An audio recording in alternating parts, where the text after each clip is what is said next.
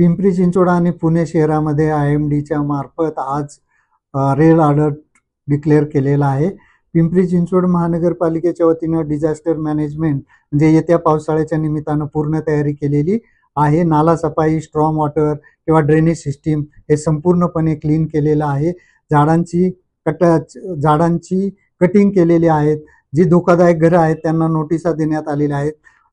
पूर्ण सिटीचा disaster management plan तयार केलेला आहे आणि प्रत्येक क्षेत्रीय कार्यालयामध्ये जर काही घटना घडली तर त्या घटनेवरती उपाययोजना करण्यासाठी एक टीम आम्ही नेमलेली आहे। नागरिकांचे जे प्रॉब्लेम येतील त्या प्रॉब्लेमसाठी ही टीम रिस्पॉन्ड करेल आणि नागरिकांना विनंती आहे की आपण आपल्या सारथीवरती किंवा क्षेत्रीय कार्यालयामध्ये जे हेल्पलाईन नंबर दिलेले आहेत त्या हेल्पलाईन नंबरवरती आपण कोणत्याही प्रकारचा इश्यू जर क्रिएट झाला तर त्या ठिकाणी आपण संपर्क साधू शकता।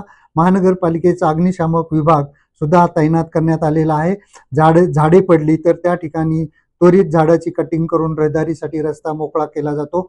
त्याचबरोबर पावसाच्या पाण्याचा निचरा होण्यासाठी सुद्धा त्या ठिकाणी सक्शन पंप लावून आपण त्वरित कारवाई करत आहोत। पिंपरी चिंचवड महानगरपालिका आणि NDRF यांचं नेहमीच कोऑर्डिनेशन राहिलेलं आहे आणि आपल्या टीमला जर ते काम आवरता घेता आलं नाही तर आपण NDRFची मदत घेतो। गेल्या वर्षी सुद्धा सांगवी भागामध्ये पूर परिस्थिती निर्माण झाली होती, त्यावेळेस NDRFने आपल्याला चांगल्या पद्धतीने मदत केलेली होती आणि यापुढेही अशाच प्रकारे नागरिकांचं संरक्षण करण्यासाठी आपण NDRFची मदत घेणार आहोत। होर्डिंगच्या बाबतीमध्ये हे सांगता येईल की मागच्या वर्षी मोशी येथे एक होर्डिंग आपला कोसळला होता। त्याच्यानंतर आम्ही होर्डिंगचं स्ट्रक्चरल ऑडिट करण्याबाबतच्या सूचना सर्व होर्डिंग धारकांना दिलेल्या आहेत।